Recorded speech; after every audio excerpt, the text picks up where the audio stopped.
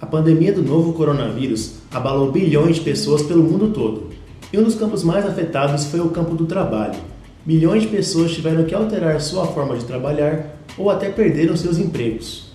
Apesar de se esperar um saldo negativo de carteiras assinadas durante a pandemia, o ano de 2020 terminou com alta de registros no Paraná e no Brasil, segundo o Cadastro Geral de Empregados e Desempregados, o CAGED. Porém, em Londrina, o ano terminou em baixa. O município perdeu 991 postos de trabalho em 2020. A professora de Serviço Social da UEL, Ana Patrícia Nalesso, aponta que a crise do trabalho formal no país vinha antes mesmo do início da pandemia.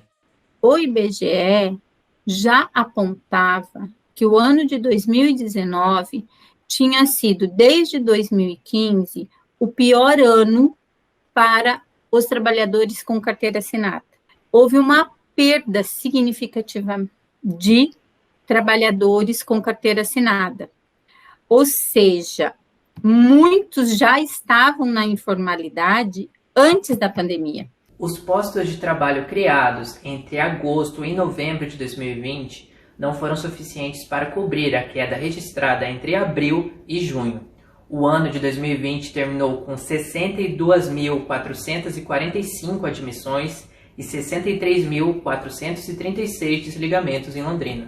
Nessas diferentes histórias de pessoas que tiveram sua forma de trabalhar alterada, nos deparamos com 4 personagens: Graciele Dias, Ana Cláudia Franco, Ivan Cardoso e Cíntia Mendes.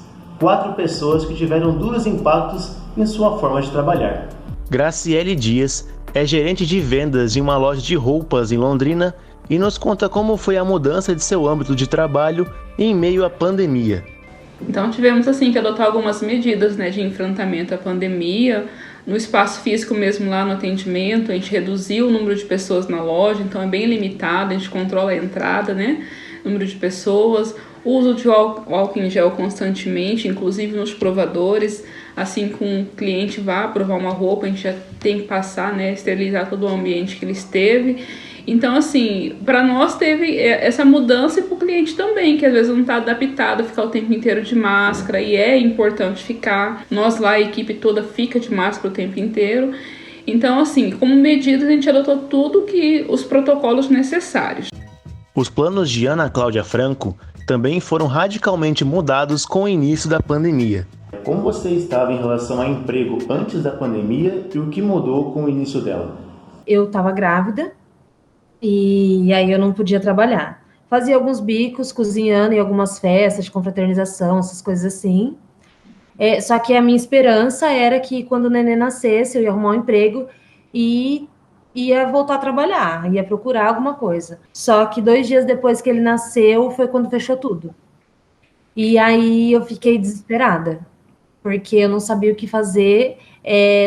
Eu esperei durante tanto tempo, esperava, não via a hora de acabar essa gestação, para eu começar a trabalhar, e me vi totalmente perdida, porque eu falei agora o que eu vou fazer?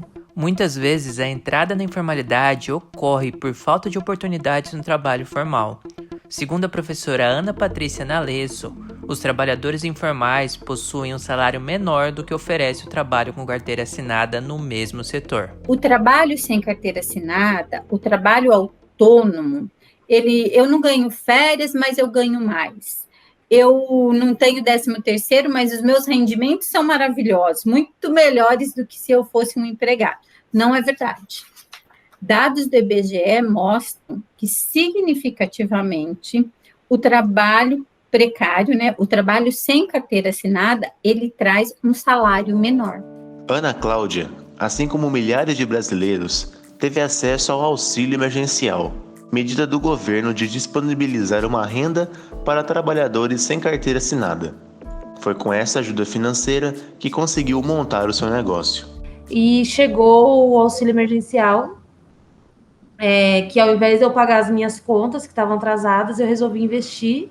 E era, como eu estudei, eu fiquei uns 5 meses planejando, detalhe por detalhe. Eu peguei esse dinheiro e cada vez que caía, eu ia investindo em uma parte da hamburgueria para que eu pudesse depois começar a ganhar dinheiro com isso e ter minha renda. O ramo alimentício conseguiu se manter com as entregas no formato delivery, porém, o cuidado tem de ser redobrado com a questão de higienização. A gente está tomando muito cuidado com relação às entregas, porque, querendo ou não, é uma coisa, né, que é meio arriscada. A gente está tomando as medidas de precaução, questão de máscara, questão de evitar o máximo de contato com a embalagem externa, e a gente fica toda hora lavando a mão. São coisas assim que a gente vai levar para a vida. A gente aprendeu com a pandemia, só que a gente vai levar para a vida. E eu acho que se não tivesse a pandemia, eu não teria meu negócio. Ivan Cardoso é o dono de uma casa de bebidas, ramo que foi drasticamente afetado com o início da pandemia. Antes da pandemia, a gente montou a empresa 1 ano e 2 meses antes do início da pandemia. Tinha uns objetivos aí de crescer bem, aí a gente chegou a vender 12 mil litros de chopes, né? Aí com a pandemia veio, como o nosso negócio é chopp, festa, evento, né? Então a gente sofremos muito com isso, estamos sofrendo hoje, né? A venda caiu para 3 mil litros de chopp. Então, a gente teve que cortar muitas despesa, gasto, medir bem as ações, né? Para não errar, né? Que não tem a tendência, tem como crescer. Parece que a doença está cada vez crescendo mais, né? Está piorando mais, né? Então, no começo da pandemia, as pessoas nem tinham medo de fazer festa, mas agora ouvi que então está impactando mais no nosso financeiro daí, né? E qual que foi a medida que você teve para tentar reverter isso? Eu comecei a trabalhar com growler, casar o chopp em garrafas de 1 litro e de 2 litros, né? 8 tipos de chopp. Então, no começo a gente entregava, aí depois começou a vir muitos clientes buscar aqui, né? E aí os próprios vizinhos, que a gente tem uma vizinhança, a gente nem conhecia, aí como começamos a atender, aí começou a ter contatos com vizinhos, os próprios vizinhos foram pedindo: Ivan, coloca uma mesinha aqui pra gente tomar o chopp no final da tarde. E foi isso, colocou, e foi, tá indo, até ajudou muito, né, na nossa recuperação, e virou uma choperia agradável, os clientes vão ali, e então hoje 70% das vendas é growler e copos, né? O economista Cleverson Neves, professor do Departamento de Economia da UEL, destaca que a mudança do padrão de consumo causada pela pandemia afetou setores de diferentes formas. E aí a gente observa que tem setores que ficaram até acima do nível pré-pandemia e setores que, obviamente, ficaram abaixo. Então, o que a gente pode acarretar disso, né? A gente pode dizer que isso, em parte, isso a gente pode classificar diante da mudança do padrão de consumo das pessoas. Então, essa diferença, ela pode ser, né, caracterizada ou explicada por essas eventuais mudanças de padrão de consumo. Segundo a Mobilis, startup de gestão de finanças pessoais, os gastos com delivery cresceram cerca de 150% em 2020. E foi com base nesse aumento que Cíntia Mendes abriu o Bistro Mendes, loja de bolos com atendimento à distância. Eu não trabalhava antes da pandemia, mas eu sempre quis abrir alguma coisa de comida. E a gente vende bolo, vende empada, vende doces em geral. Quando a vitrine, o cheiro da comida ou até um show ao vivo não podem servir para atrair clientes, o jeito é partir para as redes sociais. Eu acredito que assim, teve uma vantagem diante disso tudo, que eu ainda falo das medidas de vendas, né? Tivemos que nos reinventar na hora da venda, e o uso das redes sociais foi primordial. Então, aquilo que era uma projeção para daqui tipo uns 5 anos, usar tantas redes sociais, passou a ser presente o quanto antes, né? Graciele utiliza das redes sociais mais do que para anunciar promoções, mas com bom humor, fazendo os chamados challenges da rede social do momento, o TikTok. No meu caso, eu trabalho numa loja que são 4 unidades, e o poder das redes sociais diretamente que eu tenho é o WhatsApp, onde eu tenho controle de todos os clientes.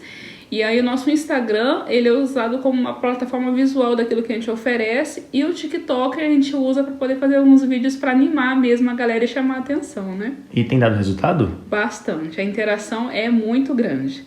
Eu percebo assim que antes, quando a gente postava só, por exemplo, eu postava um look oferecendo aquele produto para venda, não tinha tanto retorno quanto colocar um humor na hora de oferecer aquele produto. Então, assim, o legal é de despertar isso nas pessoas, né? A gente acaba divertindo as pessoas, enquanto trabalha a gente também se diverte, né? Ana Cláudia também teve seu negócio alavancado pelas redes sociais. Tem sido, eu acho que assim, 100%, porque é só com isso que a gente trabalha, para as pessoas conhecerem o nosso produto. É através de marketplaces, todas as plataformas de delivery que tem, a gente se cadastrou, mas não somente isso, a gente está tendo bastante retorno através do Instagram, Facebook, campanha de ADS, tudo que a gente pode fazer com relação a redes sociais para que as pessoas vejam nosso produto, a gente está fazendo. Influencer, tudo. Já a empresa de Ivan investe no atendimento personalizado por meio do WhatsApp, onde atende cliente por cliente de forma individual. A rede social, no começo, a gente começou... Tinha uma empresa que fazia, né? As inserções, fazia os trabalhos, os posts, né, para WhatsApp, para Instagram, Facebook. Aí depois a gente, um custo alto até, né? Então a gente estava começando a empresa, aí a gente fez um contrato de 3 meses, não renovamos e aí fizemos nós mesmos. A maioria a gente que fazia. Mas agora com a pandemia a gente tenta mais, eu trabalho mais no WhatsApp. Eu já tenho uma lista, uma gama boa de clientes, 2.000 clientes cadastrados. Então, eu sempre faço mensagem lá, igual para cada um, né? Não criei grupo, acho que é meio chato o grupo, então mas eu trabalho mais WhatsApp. E, segundo plano, o Instagram daí. No caso do Bistrô Mendes, negócio de Cíntia, o trabalho é todo feito por meio do Instagram, fonte de suas divulgações e seus clientes. O Instagram é assim... por onde a gente vende mais, né? Que é lá que as pessoas conseguem ver mesmo o nosso produto. Então o Instagram hoje é o principal meio que vocês têm de divulgar o trabalho de vocês e vender também. Sim. Maior do que a angústia